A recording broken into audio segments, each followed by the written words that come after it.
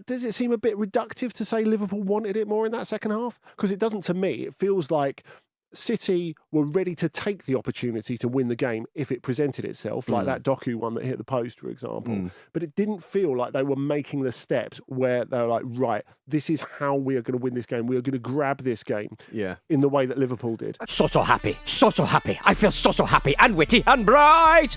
All square at Anfield. Arsenal top of the tree. Welcome to the Football Ramble. It's Monday, 11th of March. I'm Pete Donaldson. I'm Jim Campbell. And I'm Andy Brassel.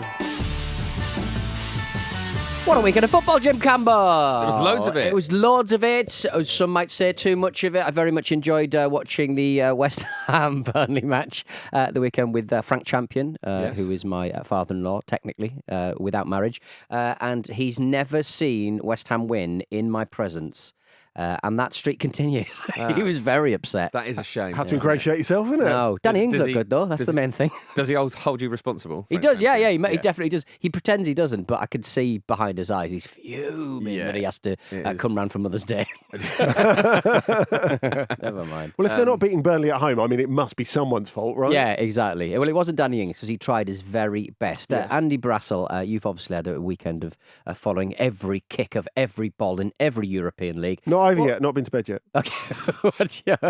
What's your highlight of the weekend? My highlight of the weekend, well, I guess like most people, it was probably the Egyptian Cup final in Qatar. Indeed, as yes. The only possible place for the Egyptian Cup final. Got to think of a new one now. Totti in a tight top, I love it. Yeah, that's right. Not just him in a tight top. Ronaldo Nazario, of course. Exactly. Ronaldo phenomenal. The two of them, plus José Mourinho, presenting the cup. I wouldn't even have known this if I don't follow Anthony Modeste on Instagram, and he was there because he plays for Al Ahly now. Right, who beat Zamalek in the Cairo derby. That was in Doha, and he was stood there with the cup. And then I was like, oh yeah, I bet there are some lovely pictures of him receiving the cup, and he's receiving it off like, you don't really want to receive the cup off three people who are going to upstage the whole occasion, do you? That's true, yeah. I mean, even if he's getting kind of shouted out, he's at the Joshua fight, I think, José Mourinho. Yes. Yeah. And with the other two. Yeah. Oh, were they both there as well? Yeah. Okay, right. Yeah, well, yeah. I mean, Joshua made the point of sort of giving him a bit of a handshake at the end of his boxing match, or whatever you call them. And I just thought, yeah, I mean, like, if Jose is a big deal, and he's a bigger deal than the Egyptian Cup final, clearly. Yeah, but he's all about optics. So why, when you're trying to make Roma fans sad that you leave, although Daniele De Rossi might have smoothed that over a little bit since, why do you sit next to the most popular player or personality in Roma history? It's like, oh, but you're really sad about me leaving. But here's someone who's far more popular at the club that I've just Well, I think that's weird. I think it shows he's still got that power that he can just hang around with their idol like it's nothing. And also, let's be honest, probably somehow make some serious coin. Because that's one thing he loves more than rubbing people up the other Oh, way. he does. He does. So my highlight of the weekend was a lot more pure. And obviously, because Marcus isn't here, Mr. Purity himself, I feel like I need to bring this to the table in his absence. Portland Timbers obviously beat New York City FC 2-1 at the weekend, as we know, but the real highlight of that was Fizzer taking an absolutely incredible touch. Just one touch as the ball flies over, just sort of gently volleys it to one of his players who can catch it and then take a throw in. He has still got it. I didn't know that he had that much to start with. But it is a reminder that he has still got it. He was the talented brother. I suppose he was, wasn't he? But I mean, we've all seen the stepovers and his reaction to we've all his seen baffled his reaction Everton pool table to Roy Keane telling him to stop fucking about or whatever it was. Yeah. But there's just something so wonderfully Fizzer about Fizzer that means you're right. He was the talented brother, but do you not think I'm not having it. Do you not think that kind of bit of skill and it was a kind of a deft sort of pass in air to one of his players who was taking a quick throw in? Do you still think there was a certain sort of vein of lameness in there somewhere? Well, it's the I don't know. fizziness. Just whatever he does, the fizziness just makes everything a bit crap. He is like a cricketer playing football. Yes. I don't know. When Daley Thompson really took up football. Do you remember when he took up football? Yeah. Daley Thompson, yeah, that. My highlight was definitely Jesse Lingard's home debut for FC Seoul. Didn't really do much. I think he blasted one over the bar. But the best thing about it was he was so popular shirt sales wise, they had to make a special section outside the club shop that just sold Jesse Lingard merchandise, which was lovely. Like when Kane went to Bayern. I was there that weekend that he signed for Bayern. And it was mad. It was the hottest weekend in Munich, and there were massive queues outside of every shop. Scorsese movie. It was the hottest weekend on record, and the Kane shirts were flying off those shelves. They what I like about FC Seoul is that they don't really do an amazing job on their YouTube, on their Instagram, but they do some training sort of montages from on the YouTube, and you can hear like a lot of people speaking in English, just talking like being quite gossipy about other sides in Japan and beyond and stuff, which is quite good. Really? And they train right next to like a really busy highway, which is it's so unromantic compared to what Lingard's probably used to. Somebody made the point actually quite recently that a lot of José Lingard's teammates lost a year in age quite recently. Of course. Yes. Because they counted through gestation. But José Lingard, he's going to remain 31 for the foreseeable. It's tragic. It really is. Never mind. Worst ages to be forever, to be fair. It's true. At Anfield, Liverpool were held to a 1-1 draw in their humdinger, and Jürgen Klopp was also held in a way. Him and Klopp and Pep hugging for absolutely ages. What do you reckon was said in that embrace, Andy Brassel?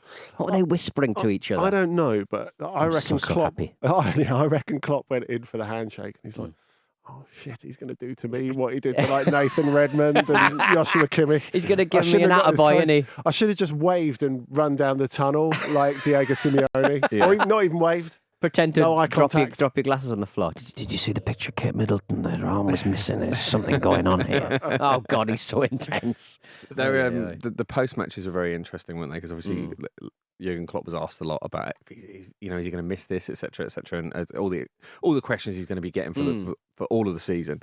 And he's in this nice situation where it sort of doesn't matter, does it? So he can be a bit more honest than he normally would. Not that he's particularly held back before, but we're seeing even more of it now. So, like the thing in the week with the Sparta Prague journalist, I don't know if you saw that in the press conference after the Europa League game. One of the Czech journalists put his hand up and said, "If you had to sign one of the Sparta Prague players, which would you sign? You know, because they love the local question." Yeah. And he went, "I'm leaving at the end of the season. What do you want me to do? Take him on holiday?"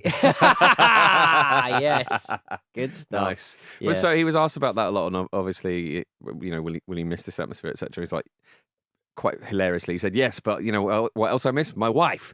But then you cut to Guardiola being asked about it, and he's like, "He'll be back. He'll be back. He loves it too much." Pep can't sort of countenance the idea of not things doing happening this, outside of football. Yeah. I mean, it was a hell of a match. It has to be said. I mean, it was exactly what we wanted for this 90 minutes of football. 1-1 in the end. Stones and McAllister with the goals. But the big talking point was obviously. Doku's astonishing high sort of chest glancer, I suppose you'd call it. I mean, it was hardly Nigel de Jong, but I mean, it was high and bright, wasn't it? That's what we can aspire to, though. Isn't it? It's one of those where, like, you look at it and you're just astonished it's not given it as a penalty. So you start trying to see it from the point of view of someone who doesn't think it's a penalty. So does he think that Doku's got the ball first and then McAllister's like run on to his studs, maybe? Yeah, I just think, is it because McAllister tucks his head a little bit and takes his eye off the ball a little bit? Is that why they think that it's not I just can't figure it out. I think it's just the fact that referees, as we recognise too little, are human. And you just don't want to be in the situation of giving that penalty in the last minute of such a massive game. That's all that it feels to me. I know I'm not meaning to like cast aspersions on the integrity of the officials, but it did really feel like that. Yeah. Because even like in the commentary, you could feel that, them discussing, it's a big moment if he gives this.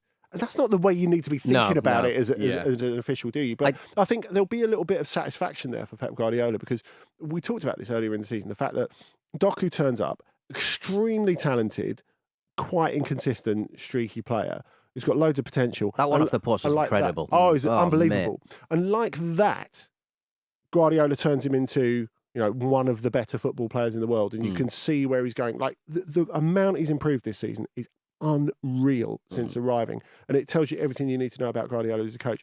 But because he loves to always do more, to innovate, he's probably sat there thinking, Yeah, I could probably teach him how to defend as well.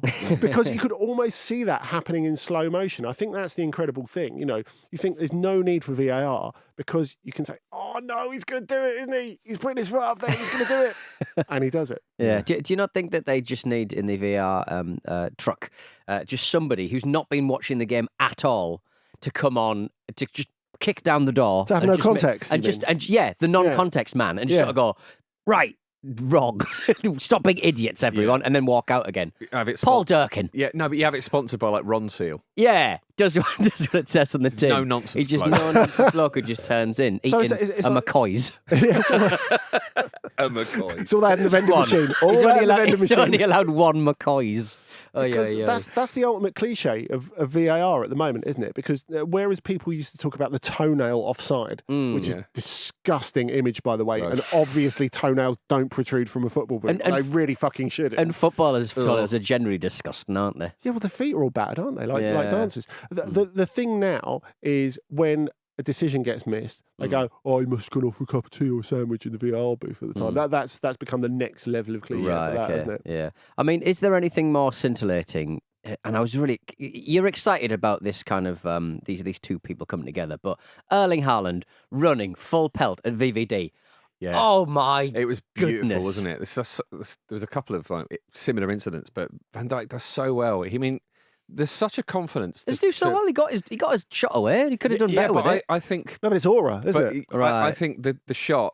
The angles from which he can take the shot are so limited, and that's because Van Dijk's done his job so well. It's like proper like sheepdog stuff, like really, really good. And also, I think in the Diaz miss that a lot of people are saying was really bad. I think a lot of that is because Kyle Walker's on him, and he makes him take the shot just slightly sooner than he wants to. Right. I think two really, really good pieces of defending in really similar situations that potentially affected the outcome of the game. It felt like a 3-3 this, didn't it? It seems mad there were only 2 goals in it. Yeah, I mean, what does this tell us about either team's final 10 games? I mean, they were always going to cancel each other out, weren't they, Andy? It feels to me like Liverpool missed a chance. Really missed a chance. They were the better team, weren't they? Certainly in the second half. They turned it on second half. Man City just kind of really turned down the heat after they scored their goal. But I think you've put your finger on it really there, Pete. Turn down the heat, because it feels to me that all the points in the season when Manchester City aren't miles better than everyone else is them dropping the intensity a little bit. I just feel that that they create their own problems. I mean, the goal really is a case in point. It's not even the first time it's happened to Ederson this season, is it? No. Like where he's injured himself, giving away a goal and dicking about, really, isn't it? Because he did exactly the same at Newcastle. Yeah, he's an underrated funny guy, in my opinion. I mean, the way that Darwin rotates in the air was really, really fun. I think it was great stuff. I think it's one of my favourites.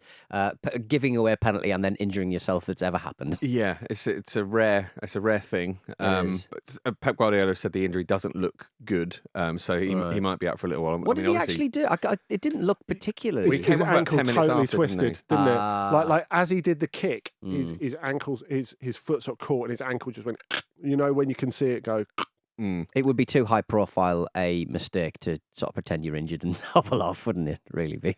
Yeah, not at that level. Well, once you've committed to faking it, surely you've got to follow it through. Yeah, but no, I don't think he is. No.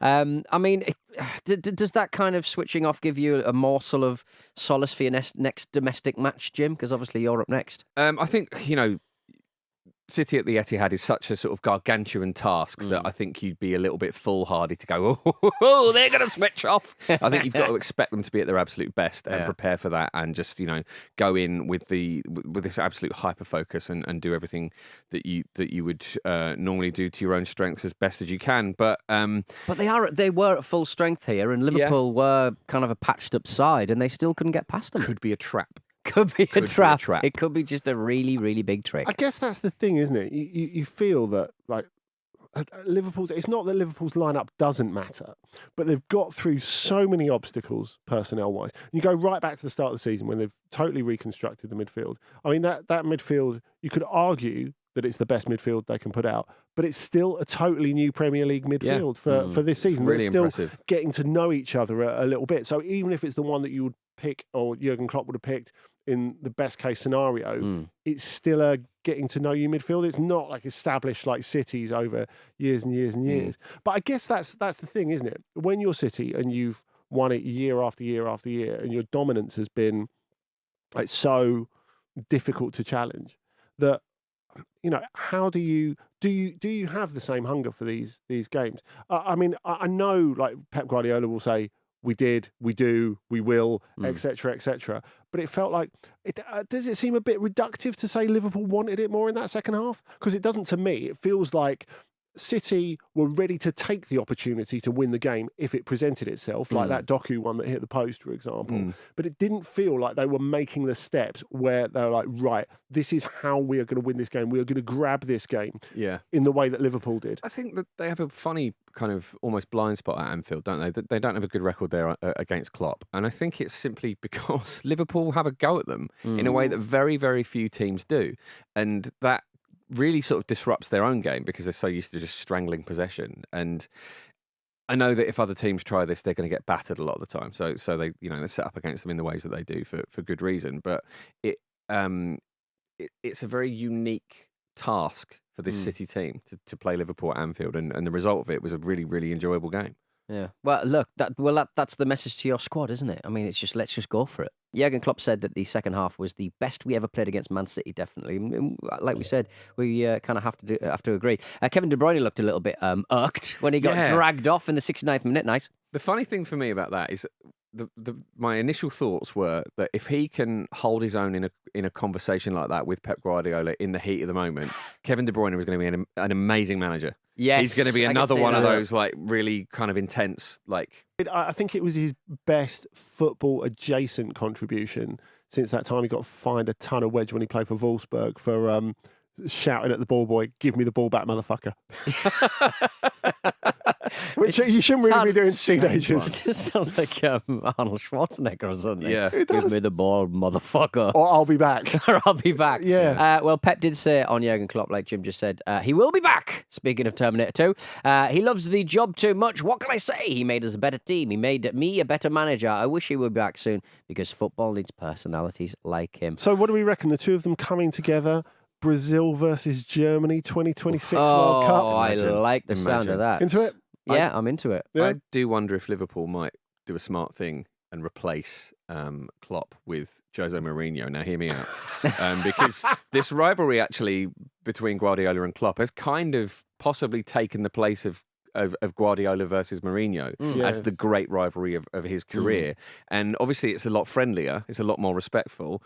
Jose really got under Pep's skin and essentially he partially went to Bayern because of that, didn't he? You know, certainly within the realms of possibility that was the case. Maybe Jose comes in, Pep just goes, "I've had enough of this." He leaves. They can sack Jose after 6 months. You know, they get the guy after the guy out of the way, get the next proper guy in. Yeah. You know what? Then we can all, you know, sit down, drink water, relax. He's gone. I thought The Liverpool Premier were the League's good normal guys, again. though. They can't have Jose Mourinho in the. They won't need him for long. It's just to get rid of Pep. Get rid of Pep. Get rid of Pep. Get rid of Pep. And hello. So we can all have a chance again. I would say that. I mean, we're saying it now. I mean, let's just start the rumor. Jose Mourinho for Liverpool. That's what's happening next. Well, those young players are out.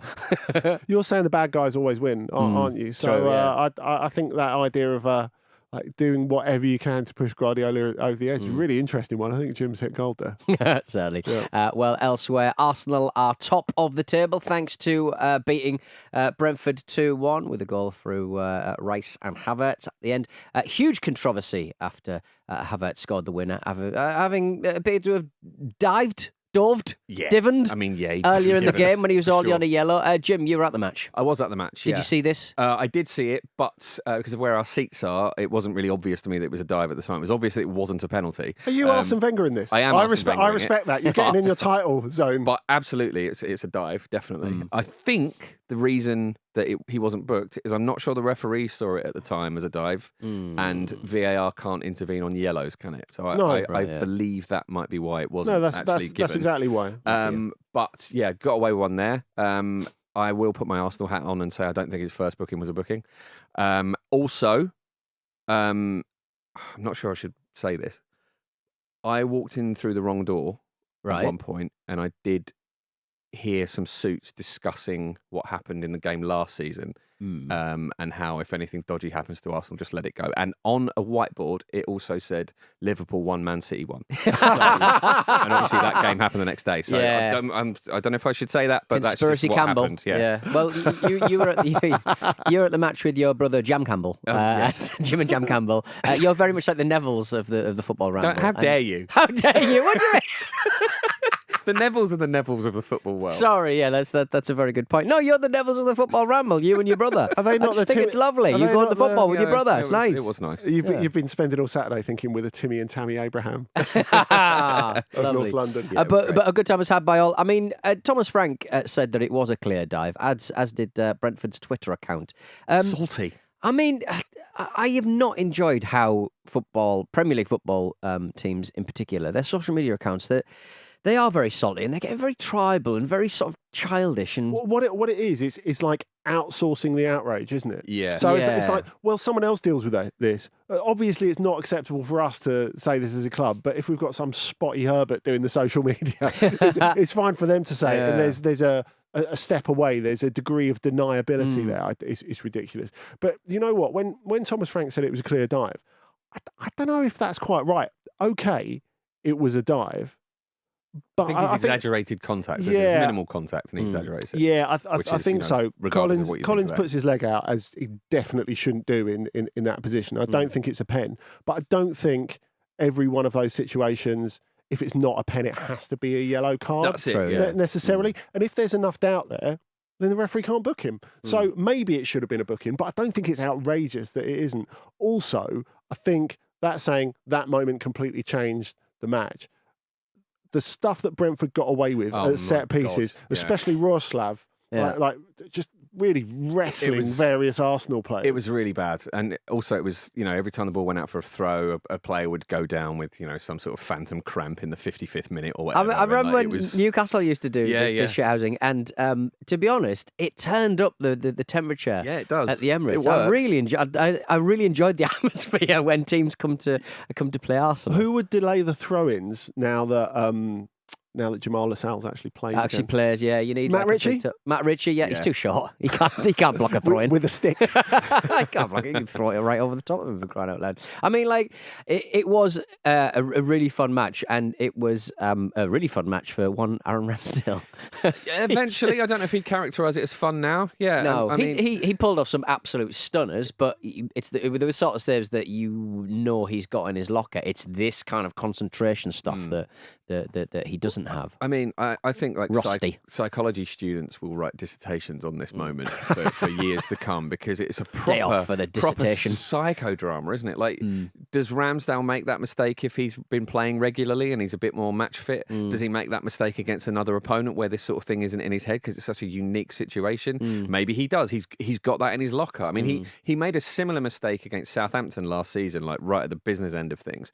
And he may or may not have been distracted by a pigeon that was on a pitch. Was on the pitch. That's right, yeah. And like he does have this in his locker. Well, he did something similar in the reverse fixture with Brentford and got away with it, didn't exactly, he? Yeah. So, but I don't know. I don't look at that and think, oh, that's never a mistake that Raya would make. Yeah. No, you think that Raya would do that as well. Raya had a similar situation against Man City that he got away with earlier in the season, which obviously could have been catastrophic. So it's not like he doesn't make those mistakes, but they are more frequent from Ramsdale. They absolutely are. But the two saves he made were incredible. Yeah. Now, with Tony, again, it's an amazing bit of quick thinking. At the time, I thought, does he make that shot if Ramsdale isn't rattled and they're not trying to target him? But I think probably he would, because his position. Because he's Ivan Toney. And totally. it's the only thing on. But the second save, in particular, was superb. You think Collins is nailed on favourite to score there, but Ramsdale pulls off a brilliant save. So that really is the moment of that game for me. But obviously, I think everyone's going to point to the mistake, and rightly so. And it's sad that has happened in what is probably Ramsdale's last performance for Arsenal, but also it's great that he redeemed himself on the pitch in that game. The whiteboard. We have to talk about the whiteboard. Somebody was on an Arsenal club tour and spotted in the Arsenal dressing room a whiteboard. And Arteta's got a bit of form in this. And we presume this is Mikel Arteta's hand. I mean, I think this is very much right up his strata. He loves writing on a whiteboard. Last time we saw him, it was like was it a brain and a heart? Heart. It's a brain and a heart holding with, hands. Holding hands, in unity. Someone on Plato spotted a whiteboard, and instead of player positions, Arteta had basically written the players' kind of initials and their number, and then a word that sums up how they feel when they play at the Emirates. And what does the playing at the Emirates mean to you? Zinchenko went for pleasure. Emil Smith-Rowe went for powerful. Party went for good. And Ben White, who probably wasn't listening, wrote all the best, Ben. he thought it was a birthday card. He actually wrote privilege, didn't he? Privilege, yeah. Would I earn this much doing anything? Else? Probably not. Yeah, privilege, but privilege. Yeah, I love that. And I very much enjoyed the slight detective aspect of it, just trying to figure out who's who. Like, oh, interesting, he's gone for this. I mean, I think a lot of Twitter Arsenal, who were the worst of Arsenal, has to be admitted, Jim, basically said, this is exactly what Arteta's about. I'm so proud of my club. So proud. Do you not? Is there not high performance, isn't it? It's high performance. It is high performance. Is there not a part of you that thinks that wants a whiteboard? It's just, yeah, well, obviously. Don't you think it's maybe one of the stadium tour ushers having a bit of fun? Yeah, maybe. Yeah. Apparently it was behind a barrier, which makes it feel like the Arsenal dressing room is a little bit like... Hemingway's typewriter in a glass case. Exactly. You know when you go to like Beamish and like you go into like an old miner's hut and there's a statue of a miner doing some cooking some food or something, and it's behind a barrier and you can't go in. It just reminded me of that. Like a dusty...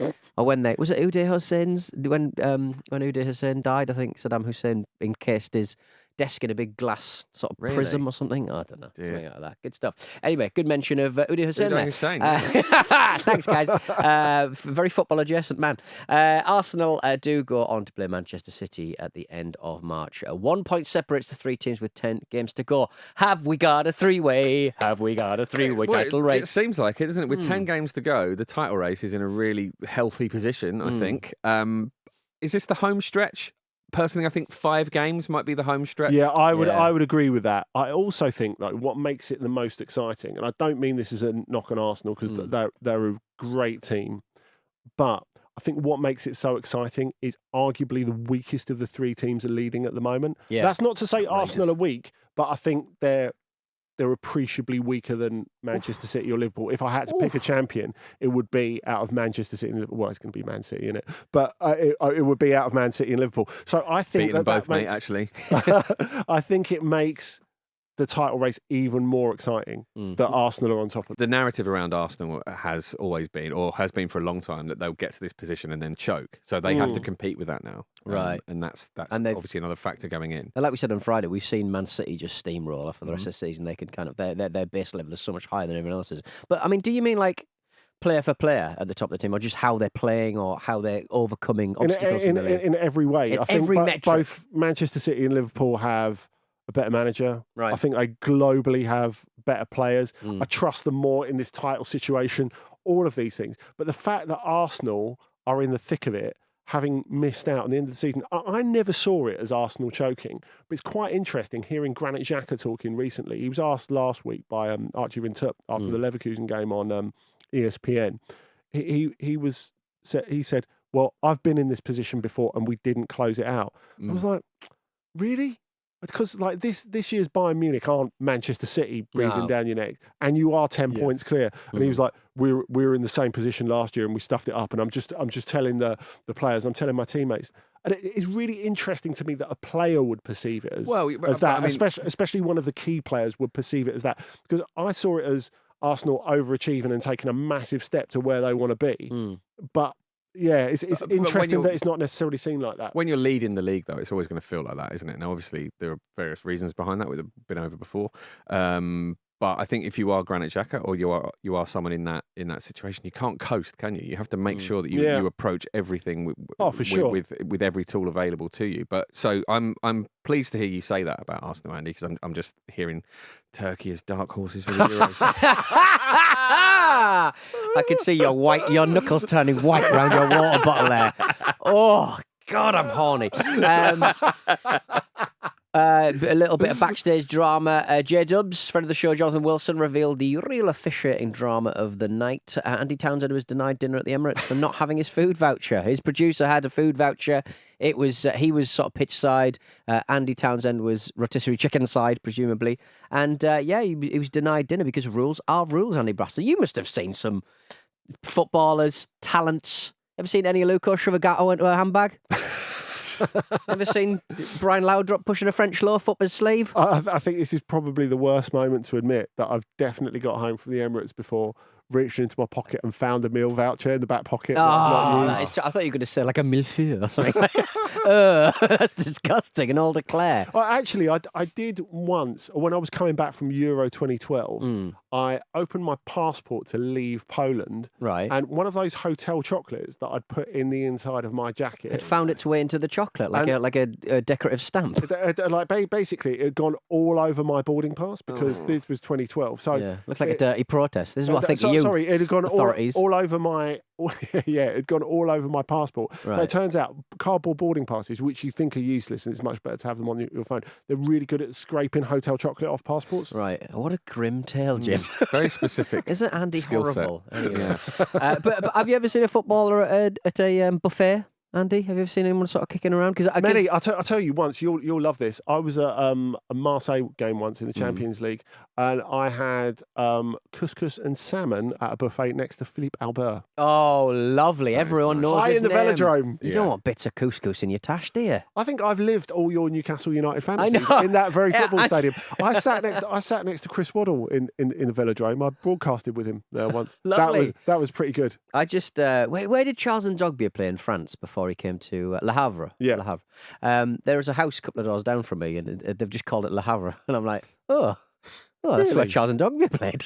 Every time I walk past it, I think of Charles Ndogbier. My wife is going to be furious when I write Olympic Lyonnais on a piece of photo copy paper and stick it up above our doorway. Why not do it? Come on. All right, we're going to take a short advertorial to John. We'll be back with Aston Villa's Spurs and also a little bit of Palace action. We'll see you in a second. In terms of results, Mick, 1 win in 17. It can't go on like this, can it? It can. He had a choice there, a real fork in the road. I could be sensible and I could be grown up, but you know what? I'm going to have a bit of a giggle here. Yeah. That was, of course, Mick McCarthy when he was Ipswich manager. It could get worse, actually. Lovely. Thank you to friend of the Ramble, Hoff, for choosing that clip. You can become a friend of the Ramble, too, by heading over to patreon.com/Football Ramble. You'll also get Discord access, where the patrons have also been chatting about different types of pie. Favourite pie, Andy? Oh, God, don't just throw that. Sorry. Sorry. Jesus. Because one of our producers is very upset that I went to Heart of Midlothian the other week and didn't have a Scotch pie. I was bullied into sharing a large sausage roll, if you must know. Right, okay. Eaten from both ends? Like Lady in the Tramp? Lady in the Tramp, exactly. Disgusting. More on the road grot from Andy. So anyway, I feel I should say Scotch pie, even though I've never had one. Okay. But the real answer is steak and haggis, obviously. Oh, lovely. I found half a bit of haggis in my fridge. I don't know where it'd come from. I don't know where I'd eaten the other half. That'd be weird. If you're finding haggis, I'd be cautious. That's my part of me, being a Scotsman. Right, yeah, click the link in the show description to sign up to the Patreon, please. Yes, Aston Villa 0, Spurs 4, as mentioned. John McGinn said before the game that this was the biggest match in Villa's recent history. He was certainly pumped. Oh, he was pumped for this one, wasn't he? He got sent off. Udogie got to his feet because he was so angry, then realised, he'll probably go if I'm injured, and so went back to crumble down again. Yeah, I mean, McGinn's tackle was so furious that he himself fell over in the aftermath of it. It was like a wrestling move. It was a real swipe, wasn't it? Yeah. It was. He took the triple tumble, didn't he? Yeah. I mean, I enjoyed it immensely. It really was a case of him trying to lay a marker down and get Villa back into the game, wasn't it? But just too much adrenaline. It's really disastrous for Villa to lose him for 3 games now as well. It's such a on that damaging performance? You want a bit more of that, do you, Jim?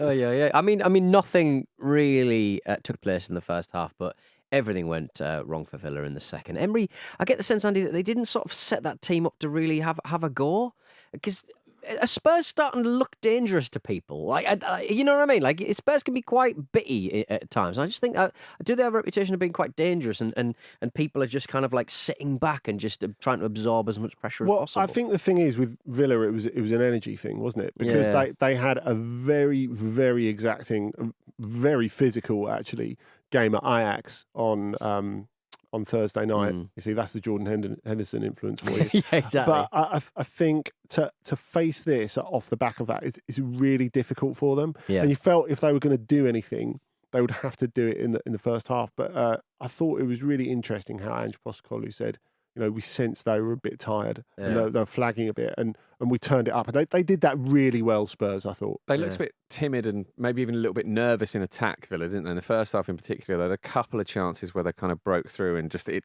kind of all broke down a bit where the decision-making was quite poor. But Spurs are obviously very good at blitzing you when they smell blood. And for to go 2-0 down in quick succession in a game like that, with enough time to get back into it, is an interesting kind of psychological position to find yourself in. But obviously the McGinn red card changes that completely, and Spurs are really good at being ruthless when they need to be. And can I suggest that maybe the McGinn red card wasn't the most celebrated challenge of the of the game? Right. You see that one by Rodrigo Bentancur, who obviously got absolutely mullered by Matty Cash in the other fixture. Like when it was 4-0, he thought, I'm far enough away from the referee. We're winning.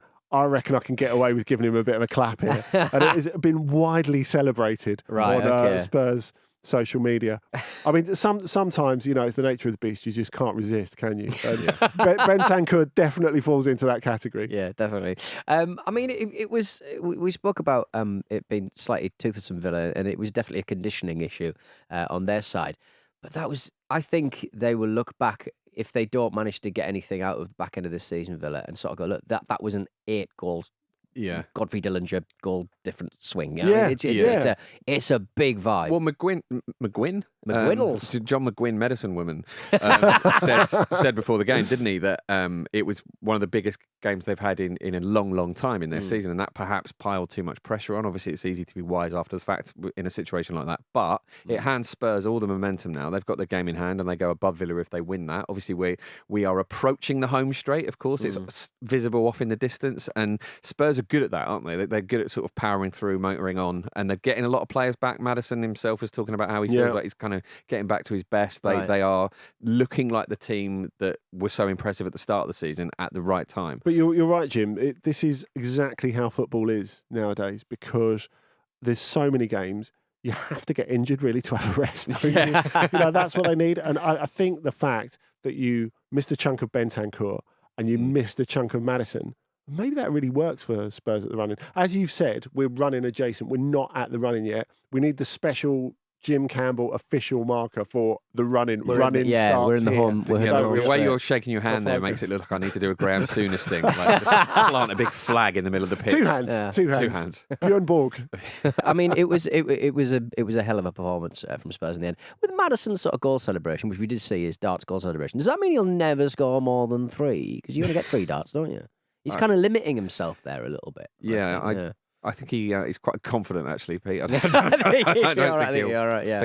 it like that. He respects the rules too much. Spurs says Mohamed Salah revealed this week that he wants to take up computer science once he's done with football, which is, he basically said, within the next 2 years, I'm going to start the lessons. It's not games I'm interested in, guys. It's the electronic stuff behind a computer. So when someone says they're going to take up computer science, I expect them to have at least dipped a toe in it. But it's like, might have a look at that in the next couple future. Of years. And but people are sort of congratulating him on Twitter like he's actually done it.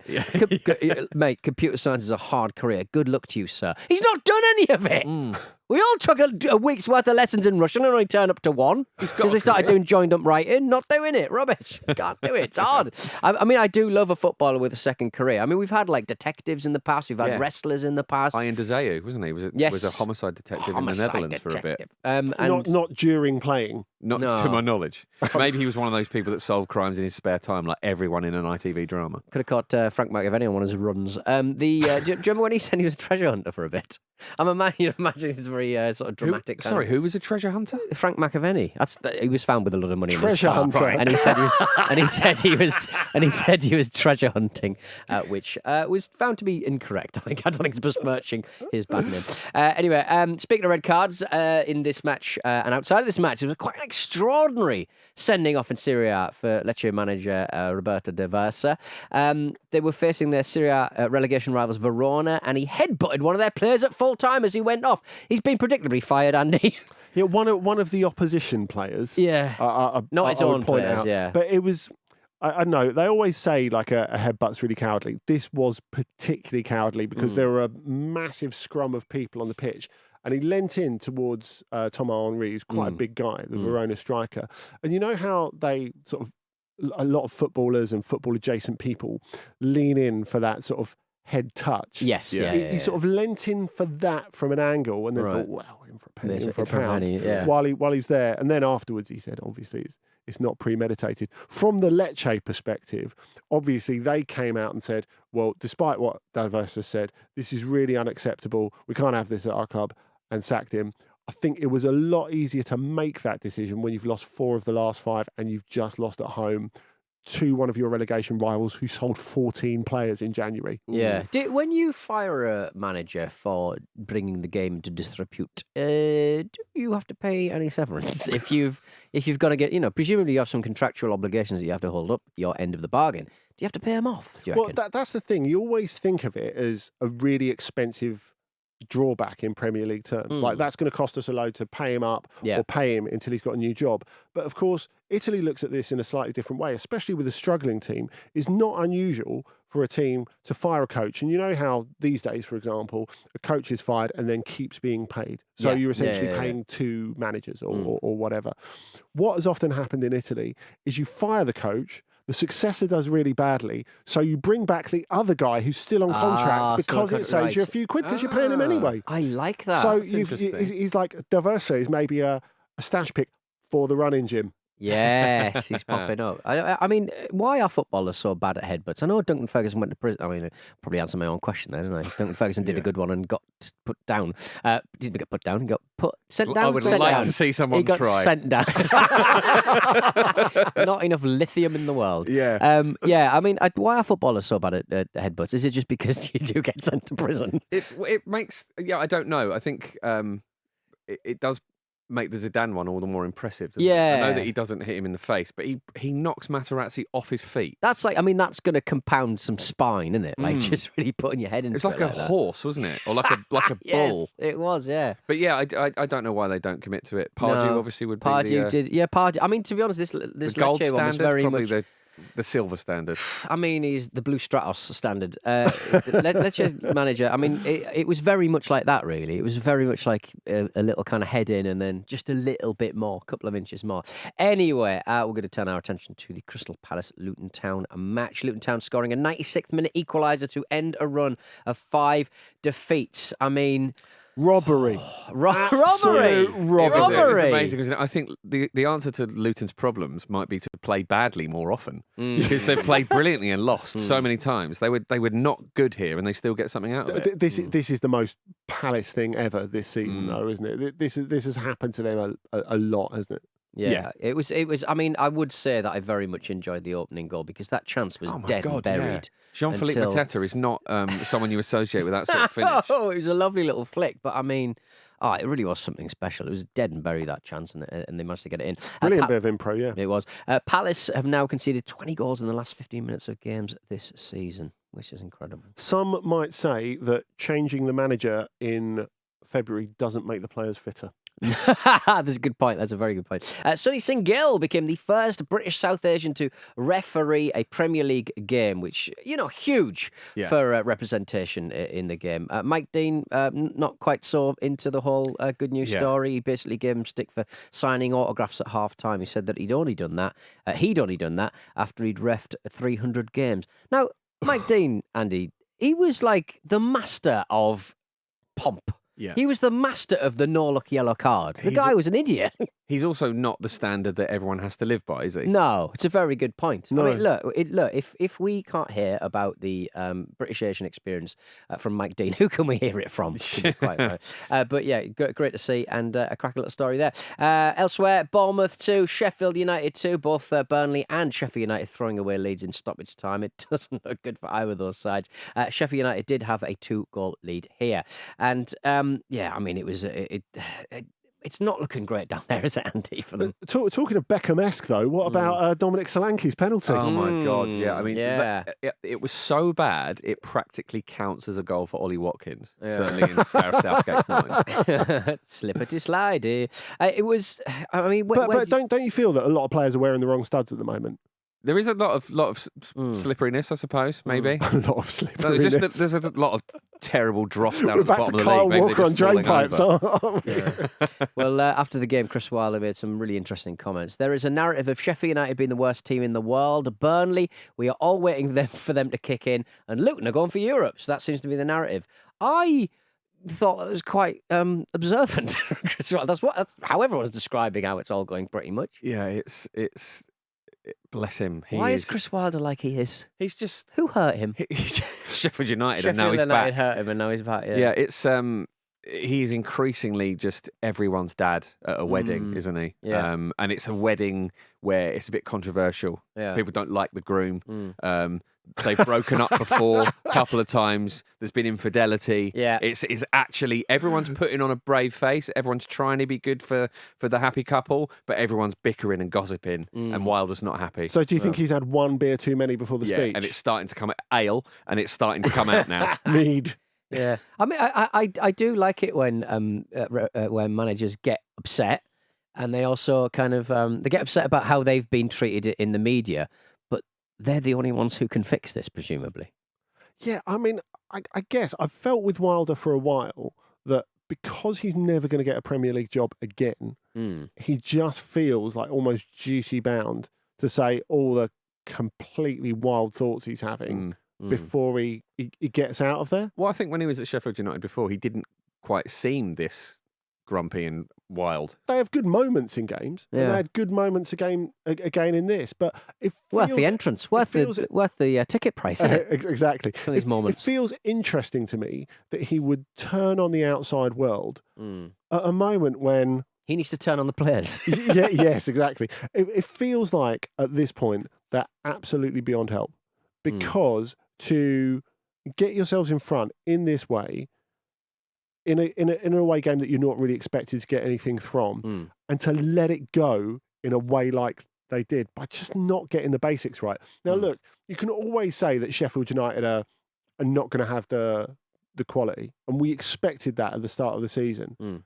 But when they start messing up the basics to that sort of degree, it makes me think like they know that they're not going to get out of this, and they're completely dispirited. That has got to be on him if they're getting the basics wrong, because worse players than the ones they have should not be making those mistakes. Yeah, I would argue. And also, I guess Sheffield United, they do have the best form out of the bottom three technically in the last 5 matches. That's remarkable, isn't it? They've got that cheeky little win deep in the distance past. But I mean, it's very much the foundation in which he's inherited, isn't it? Yeah, Three, I mean, they're stinking wins.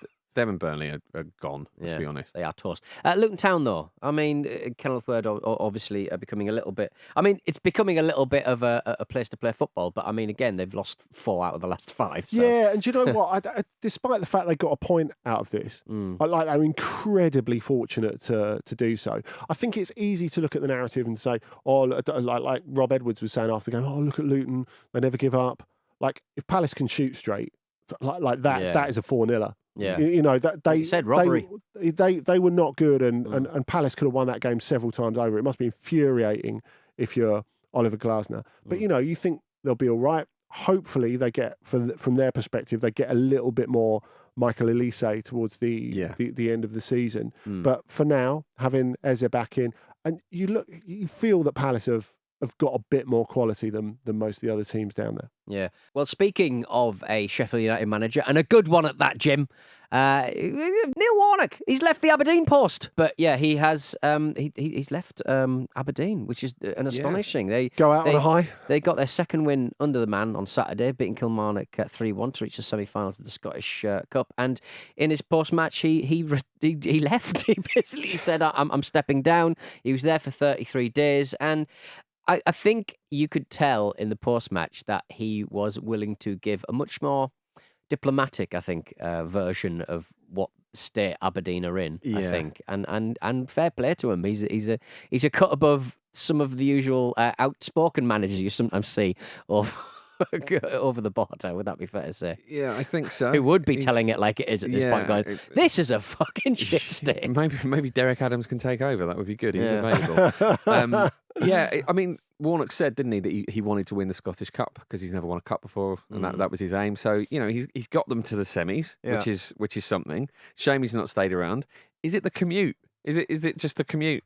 I don't know. I don't know if he was living there, was he? Well, they've been pretty wretched for most of the time that he's been there as well. I mean, Aberdeen have put out this statement today, and they've been talking about their review of the whole football business, and they've appointed like some big name to lead the review. This guy Bernard Peters, who like put together Hoffenheim going back in the past. He's really, really respected in German football. Right. So they've clearly spent a bit on doing a proper review, so they know what they're doing going forward. But I think a lot of Aberdeen fans are just really anxious about the fact that they've been left without a coach again. And Aberdeen are talking about getting to the international break and then appointing a coach during that. And it's like, well, shit, that's still a couple of weeks off, Yeah. So, yeah, it feels a bit fractious at the moment. Will he be at the cup final, do you reckon, Warnock? Who knows? Pop up just with to sort of Whack and Neil. Pops up everywhere. Pops up everywhere, yeah. I mean, where next for Neil Warnock? Obviously, he said that he was retiring, then suddenly he pops up in Aberdeen. I think he would make a really good kind of, well, maybe like a Beamish museum guide. Just sort of showing people around. He's got like the earthy notes that, York's Railway Museum requires, I think. Yeah. I think I'd take a bit of that. What about, where do you think he should go, Jim? I would like to see him fish and chip shop. No, I'd like to see him. You want scraps of that, son? Presenting like some sort of shiny floored Saturday night TV show, right? Like Andex commercial breakdown. Because he would have been that sort of figure, perhaps in the sort of 70s or 80s, like hosting some sort of talent show, generation game, like from maybe like a working man's club. Yeah, just give it a budget, put it on ITV, see what happens. I think that's a great idea. I mean, look, basically, while he's safely caged... No lighty. While he's... Oh my God, yes. Perfect. Bring back Take Me Out. Yeah. While he's safely caged in football management, it feels like it's good that he's not on Soccer Saturday. Yeah. Right. Okay. So I'm definitely down with Jim's suggestion. Remember when he started that podcast and he was recording the first episode in like I think an airport lounge. He had like a computer set up and there was people walking behind him. It was very bizarre. The acoustics were atrocious. I mean, I might have done OTC like that a couple of times with a better microphone. Oh, to be fair, yes, you did do it a few times, but you weren't hosting the bloody thing, were you? No. Anyway, thank you very much for everyone listening to the Football Ramble, part of the Acast Creator Network. Andy and I will be back tonight for the Loic Remy derby, the Chelsea versus Newcastle match. Ramble Reacts. Join us later. You can follow us on X, TikTok, YouTube, and Instagram at Football Ramble, and follow us on Spotify. Andy Brassel, say farewell for now. Goodbye. Goodbye, Jim Campbell. Goodbye, permanently, by the sounds of it. What's happening now? Well, I'm going to take you around the back of the farm to say goodbye to you. Goodbye. Bye. Show some fucking respect. Cheers for watching another fantastic clip from the Football Ramble podcast. Make sure you click like on this video and subscribe to the channel, which means you will not miss a single upload.